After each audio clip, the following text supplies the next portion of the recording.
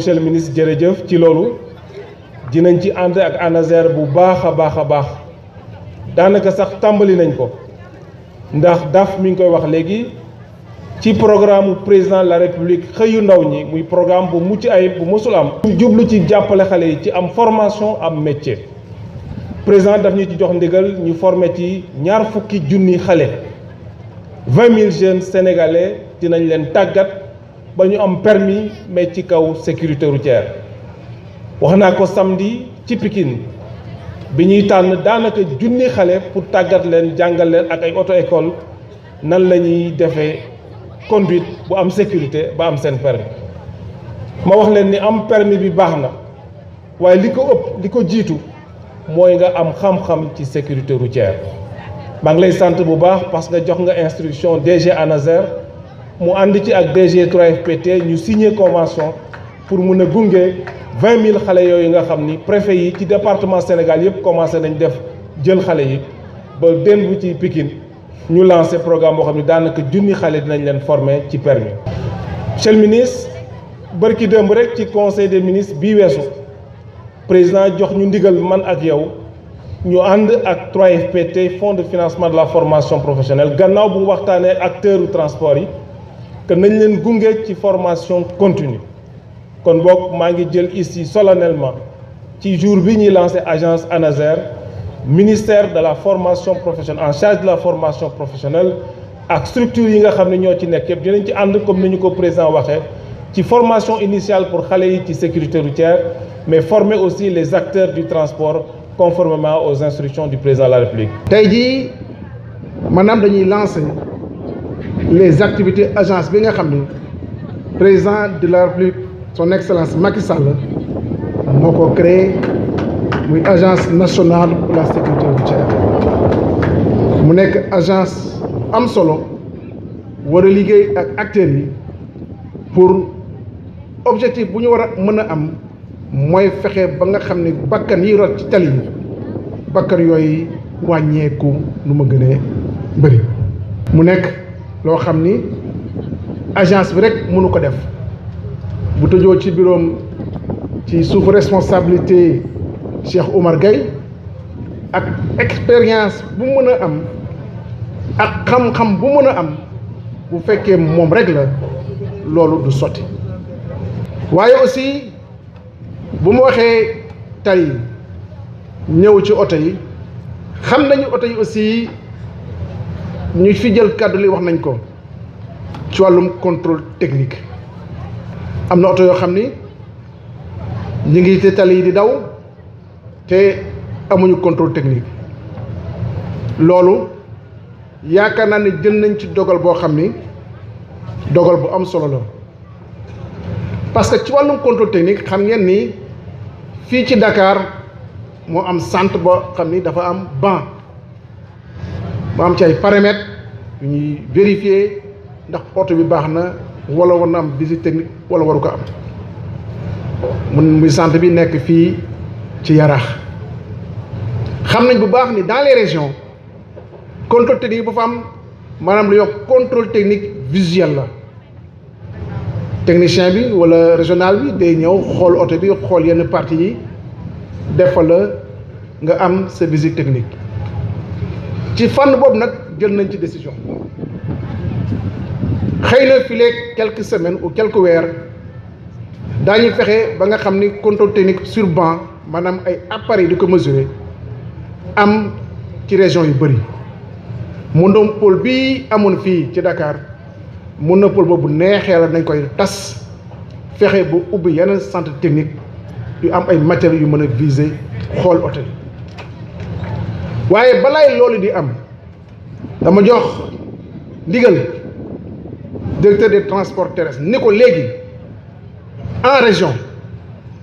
oto bu fa ñëw di def contrôle technique fotool ñu ko fotool ci kanam fotool ci ginnaaw foto ci côté yi ñi xam ne oto bi egsi na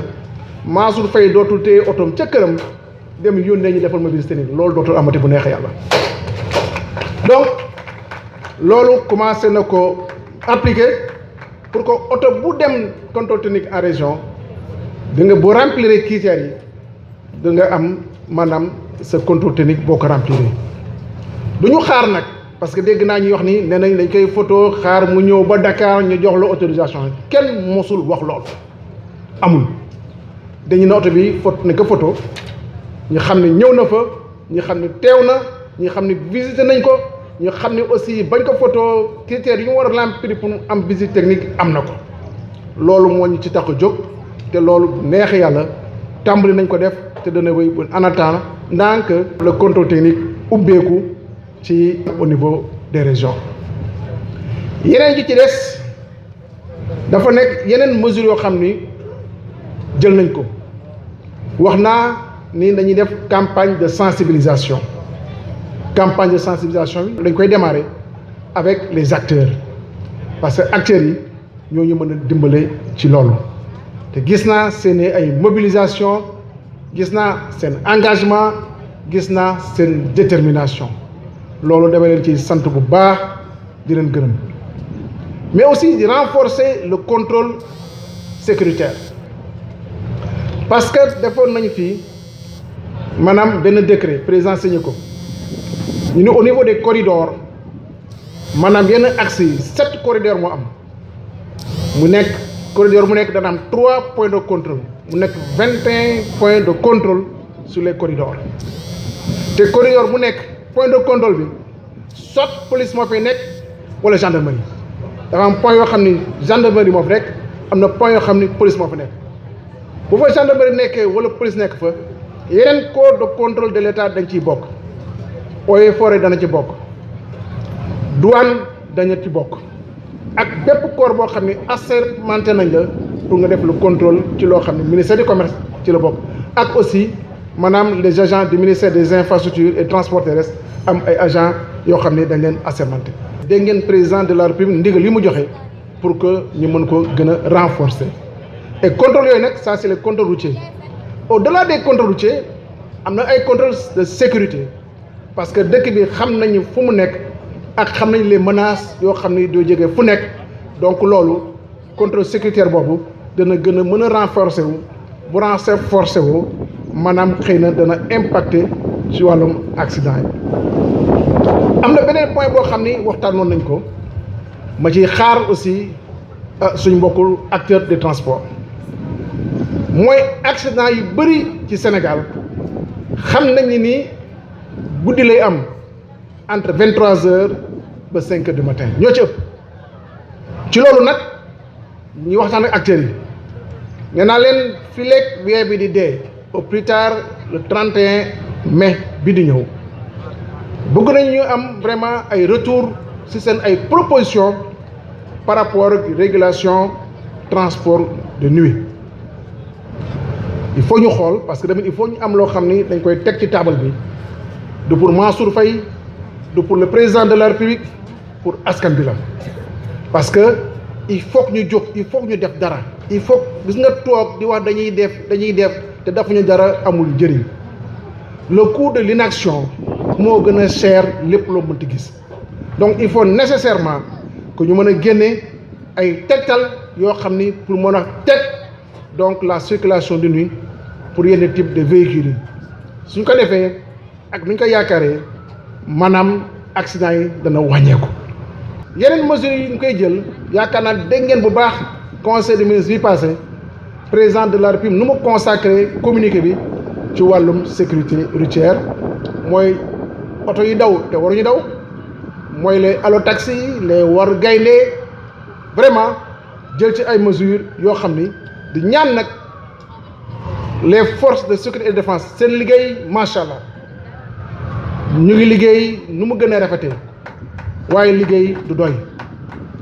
ñu renforcer le contrôle yërmande bi gis nga tant que ñu ngi yërmande duñ dem fenn dama la yërëm baal ma àq tey moo ko ma duñ dem fenn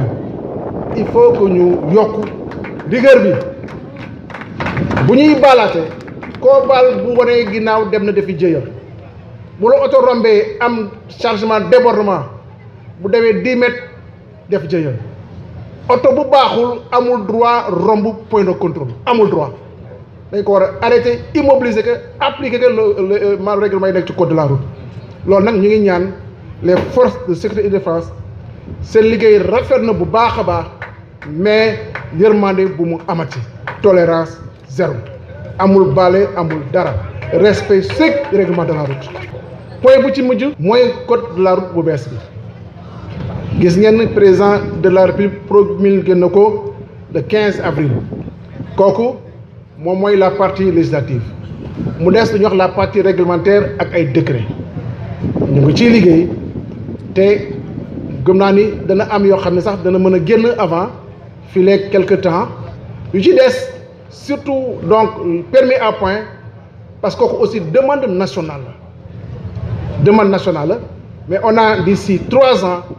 pour que le permis à point maanaam mu nekk loo xam ne day nekk lu effectif fii ci Sénégal di encourager bu baax Cheikh Oumar Gueye ni ko monsieur Dame Diop wax na ko léegi la formation professionnelle am nañu ay jumtuwaay am nañu ay outils yoo xam ni bu ñu ko mettre en mutualisation boole ceeg lu gendarmerie wane léegi ci wàllum formation boole ci li sapeur pompier wane léegi ci wàllum formation yaakaar naa ni lu ñu soxla ci résultat bu soobee suñu borom dañ ko am. man wax ji bëri jaruñu koy def il faut ñu dem action voilà action.